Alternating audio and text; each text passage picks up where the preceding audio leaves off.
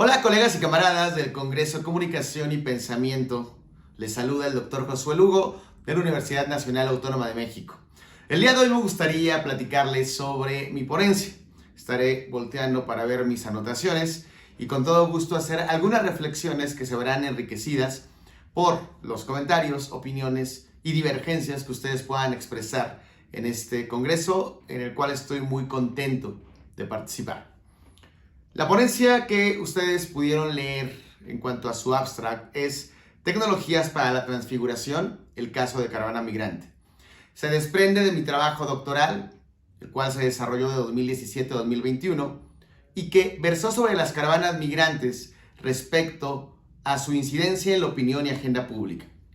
Uno de los puntos que más me llamó la atención fue observar cómo los y las migrantes, en este caso del movimiento de caravana, y siendo más específicos, fundamentalmente hondureños y salvadoreños, se ven invisibilizados y subrepresentados en medios de comunicación hegemónicos. De ahí parte uno de los principales fundamentos de los cuales les voy a hablar hoy.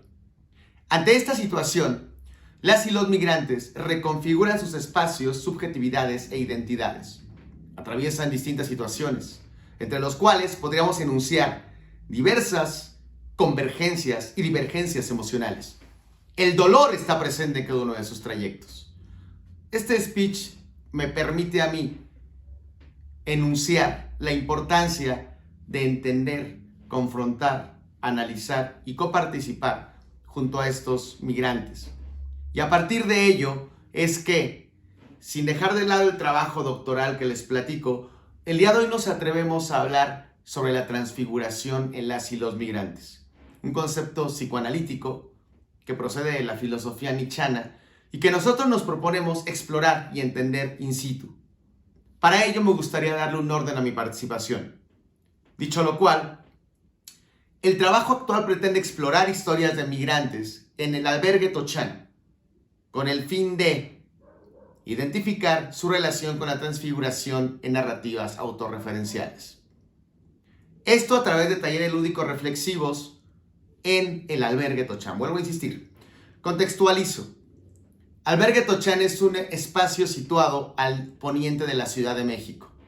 Un albergue que recibe a migrantes, fundamentalmente varones, por algunos conflictos que han tenido cuando reciben diversos géneros, fundamentalmente de índole machista.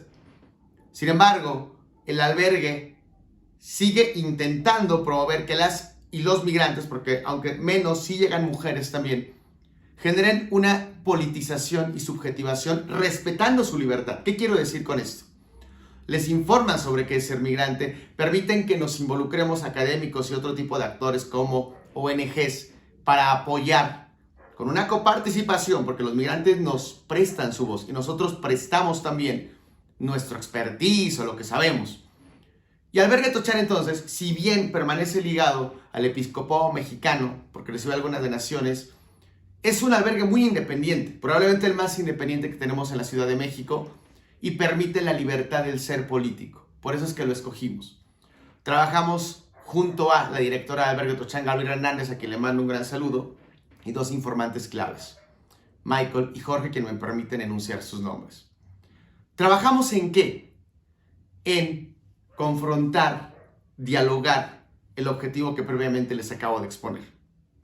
Bien, quise comenzar por la parte metodológica, por la parte de campo, porque uno de los errores que cometí fue teorizar demasiado y de pronto yo estaba en el capitalismo cognitivo, una cosa maravillosa que no voy a hablar el día de hoy, y olvidé a mis actores, y olvidé a los sujetos sociales y axiológicos que configuran la razón del ser de las ciencias sociales y la comunicación.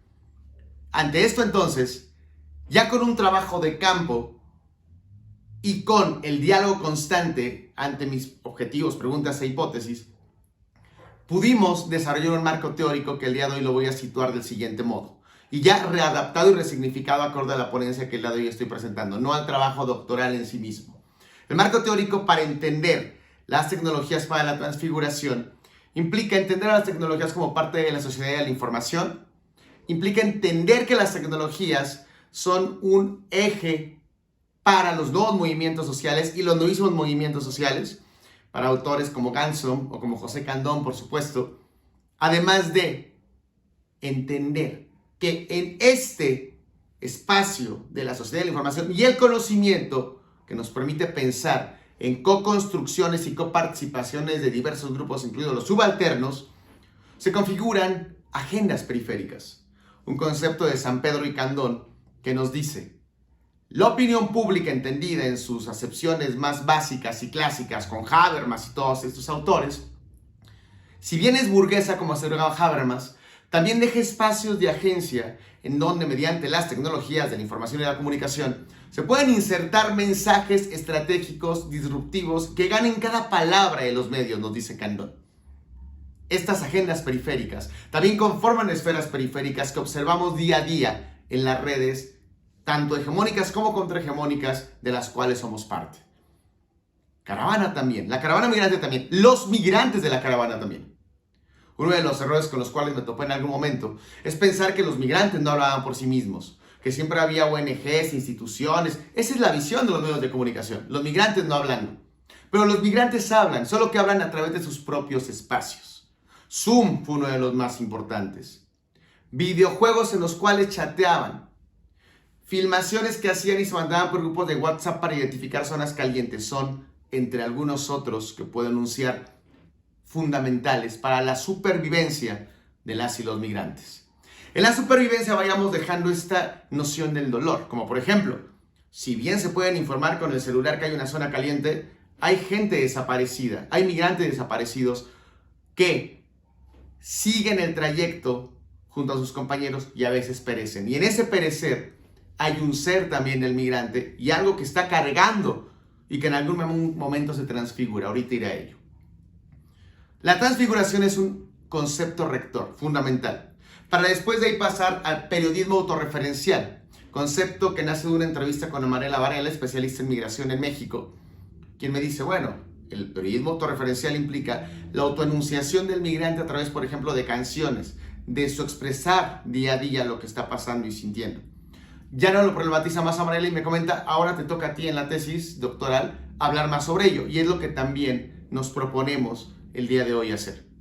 Bien, este es el marco teórico. La metodología, como ustedes están viendo, la estrategia metodológica fue cualitativa, talleres lúdicos reflexivos con entrevistas semiestructuradas. Los talleres lúdicos reflexivos fueron 4. En el primero, co-construimos junto a los migrantes un webinar.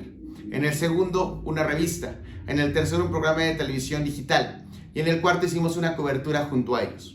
Los talleres lúdicos reflexivos, nos dice Rodrigo González, nos permiten, y también lo dice Itzel Lugo, profundizar a través del juego, la interacción y nuestras categorías muy precisamente establecidas en algún grupo social con los cuales se construye conocimiento, para enunciarlo de un modo muy sucinto.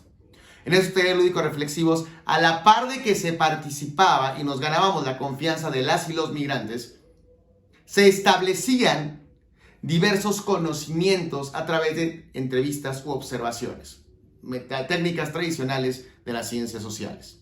Bien, algunos datos que le dan soporte a esto que les estoy mencionando. Para Amarela Varela y MacLean, las caravanas migrantes conservan una memoria histórica ligada fundamentalmente a la matanza en Tamaulipas, un estado mexicano en 2010 donde 71 migrantes fueron acribillados y desaparecidos, como pasa todavía, y con la conexión de crimen organizado y algunas instituciones públicas. Esa memoria histórica la cargan las y los migrantes y se manifiesta como parte de su identidad colectiva, entendiéndolo desde una perspectiva de acción colectiva. México es uno de los países más violentos reportado, también por Varela, porque desde 2010 hay 20,000 secuestros de migrantes solo de 2010 al 2016. Con un aproximado de 120,000 migrantes desaparecidos, 24,000 cadáveres anónimos en tumbas por los cuales muy pocas personas se preguntan y que han originado movimientos como las madres por los hijos desaparecidos. No, las caravanas no son un fenómeno nuevo, son un fenómeno de acción colectiva con particularidades que ahorita mencionaré, pero que se anteceden por viacrucis migrantes, por movimientos por sus hijos desaparecidos de las madres, que se anteceden por los puentes de esperanza. hay muchos más antecedentes antes de entender a las caravanas desde las caravanas, para no ser tautológicos. Las caravanas nacen en 2018 con un mensaje de WhatsApp interesantísimo para el campo de la comunicación. En San Pedro Sula se convoca a migrar, se convoca a hacer, dice Jorge Madrid, uno de nuestros entrevistados, una contrapolítica, una forma de afrontar la política, pero con una divergencia en la forma en cómo institucionalmente Honduras en ese momento estaba llevando sus políticas neoliberales y neocolonialistas. Y no solo Honduras, también Guatemala, también El Salvador. Y no dejemos solo en Centroamérica el tema. 2019, México y Andrés Manuel López Obrador firman un convenio de aranceles con Trump y entra la Guardia Nacional. Y esta Guardia Nacional se convierte en el muro que en algún momento quiso Trump construir. De esto hay mucha bibliografía todavía y hemerografía hasta hoy documentada. Me gustaría profundizar, pero por extensión y tiempo no lo puedo hacer. Y la política que nace del gobierno progresista mexicano de AMLO, que fue muy buena a nivel de migración con Tonatiuh Guillén, al principio se resquebraja. Y las visas humanitarias nunca llegan, que se prometieron, y las caravanas recrudecen su paso, porque ante el contexto de inseguridad y violencia en Centroamérica, se suma también en nuestro país un contexto de criminalización cuantitativa y cualitativamente comprobado. Dice Varela McLean, y los medios de comunicación espectacularizan mediante una pornonecropolítica el ser migrante. Sales en medios y te matan, sales en medios y te descuartizan, pero no sales para decir las razones por las cuales estás aquí.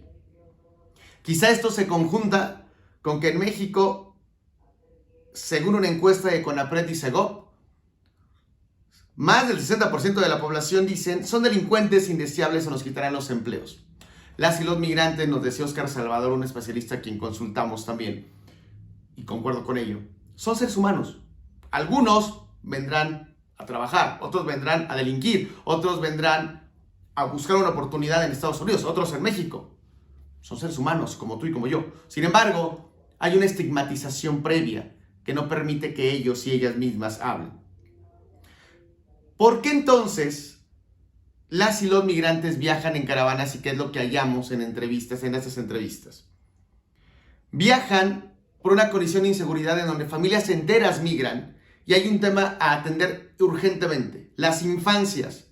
En algún momento las caravanas llegaron a ser 1 de cada 4 integrantes niños y niñas, algunas solas y solos, porque los iban a matar en sus países de origen. Nosotros pudimos platicar con alguno. ¿Qué otra cosa detectamos? Comunidades diversas que están arrastrando crímenes de odio desde sus países y no les queda más que migrar. Observamos poco marcos de atención como interés superior de la niñez a justo las infancias. Observamos poca presencia de testimonios en medios de comunicación cuantificados en el trabajo doctoral que dejamos en TESIUNAM. Observamos escasa cobertura periodística con perspectiva de derechos humanos. Y ante todo esto, hablamos de la necesidad de lo autorreferencial, entendido como una forma de aproximarnos a las socializaciones, afectos y experiencias de las y los migrantes. ¿Cómo definiremos entonces, ya con esta investigación, el periodismo autorreferencial? Y me gustaría mucho comentarlo y que ustedes nos dieran su punto de vista.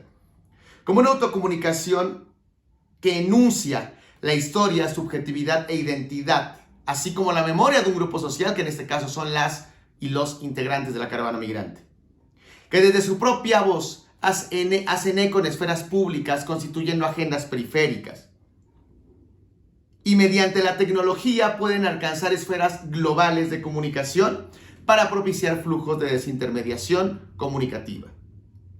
Expresa la identidad de las y los migrantes, en este caso, pero sostenemos que puede ser replicable a otros grupos sociales. Es una de las invitaciones de esta investigación, que se puede replicar en otros grupos, que formamos otros grupos de investigación posibles.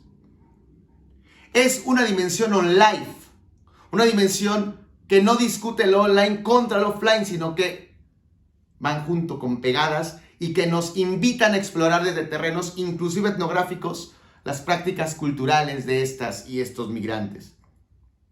En esta autorreferencialidad se lleva la transfiguración.